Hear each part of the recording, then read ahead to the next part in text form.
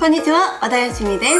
今日の姫ご飯は梅昆布ナゲットを作っていきます。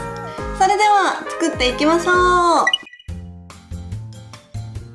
それでは解説していきます。で、今回はナゲットを作っていくんですけど、鶏のね胸肉をこう細かく叩いてナゲットにしていきます。で、私ね結構鶏の皮の部分は好きなので皮も含めてこう細かく叩いてるんですけど、皮が苦手な方は皮は取り除いてあげてください。で、あと鶏のねひき肉、ひき肉を使うともっと簡単に作れます。で、これはね鶏の肉を今中途半端な感じで叩いた状態で他に入れる材料を入れて、でさらに細かく叩くっていう感じですね。で、そうすることによって他のね、チーズだったりとか、あと塩昆布も細かくなって、なおかつこう混ぜる手間がなく、混ぜながら叩いていくっていう感じですね。で、ある程度こう材料が馴染んだら6等分に分けて片栗粉をまぶしていきます。で、片栗粉をまぶしてあげると、揚げ上がりがこうカラッと仕上がるので片栗粉がおすすめです。で、あとは揚げ油で揚げ焼きにしていくような感じですね。油の量はだいたい鍋底から1センチぐらいの量で大丈夫です。で、両面こんがり焼けたら、あとお皿に盛り付けてあげてレモンを添えて完成です。できました。では味見していきます。では、いただきます。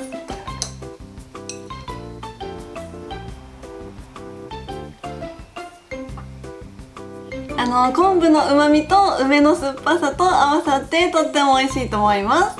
冷めても美味しいのでお弁当とかにもおすすめだし、でビールのおつまみにもおすすめです。なんだけどね、今日はあいにくちょっとビールがなくってハイボールもないので、ちょっと今日はねローズヒップティーで我慢です。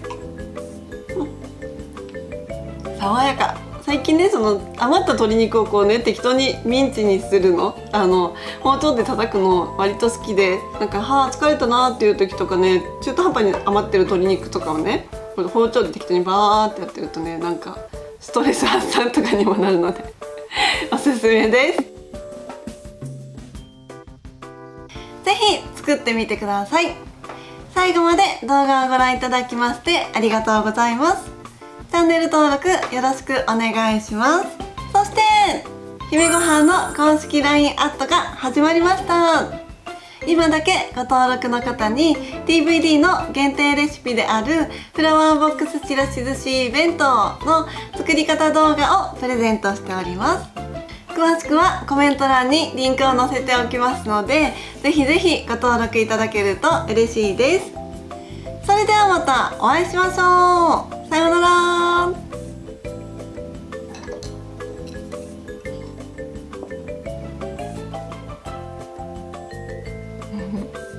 これね、本当にね、今日ビールとかハイボール買ってくればよかったなと思いつつ、後ほど買ってきますよ